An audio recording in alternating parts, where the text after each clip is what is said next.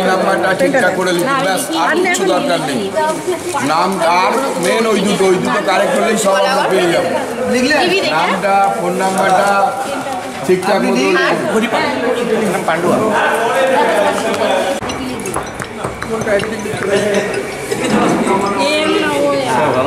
হ্যাঁ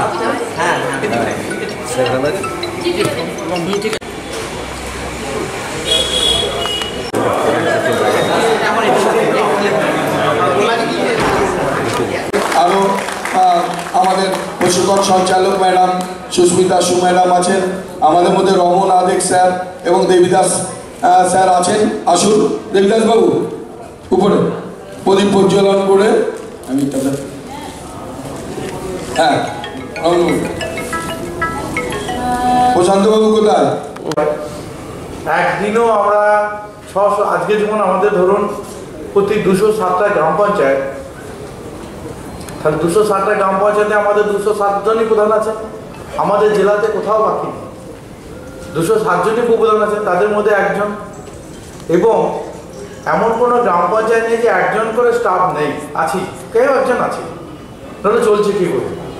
কারণ আমরা রিপোর্টে তো দেখি আপনাদের যারা রিপোর্ট দেন, ব্লকে দেন, ব্লক আমাদের কাছে দেয়, সেগুলোই তো আমরা আপনাদের কাজগুলোকে নিয়ে মূল্যায়ন করে আমরা আবার স্টেটে পাঠাই। স্টেট আবার আমাদের ওরা গোটা স্টেটের যে 23টি জেলাতে মূল্যায়ন করি, তবেই তো কাজগুলো নামে।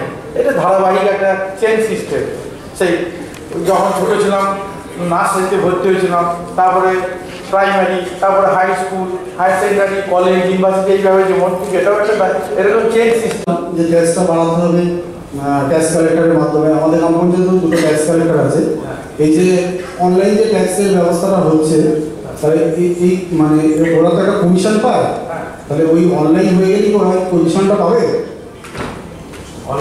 অনলাইন ট্যাক্সটা জমা করলে ট্যাক্স কালেক্টর কি তার কমিশন পাবে? প্রশ্ন নিলাম, সরকার যখন আবার আলোচনা হবে তখন জানা। আচ্ছা,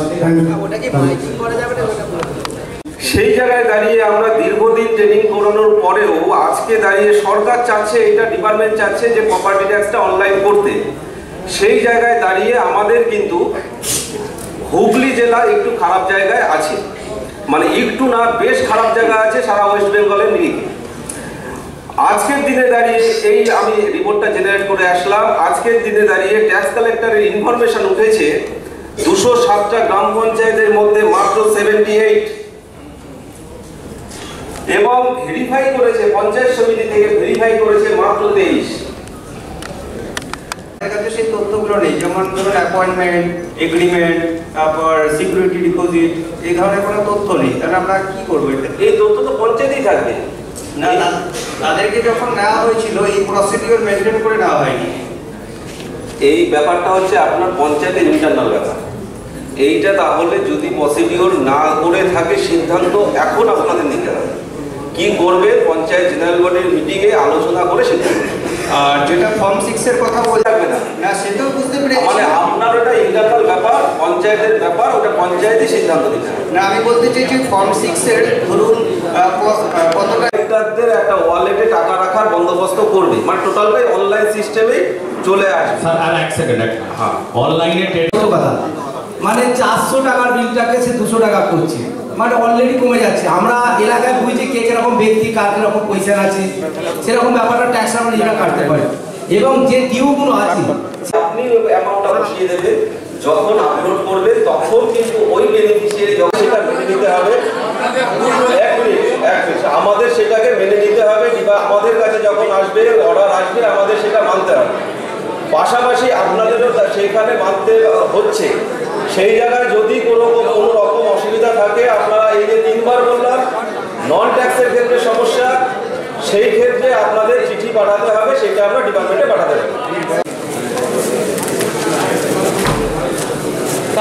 ঠিক আছে, এই যে ভাগ যখন করা হয় সব ভাগ থেকে দেখা হয় না, একটা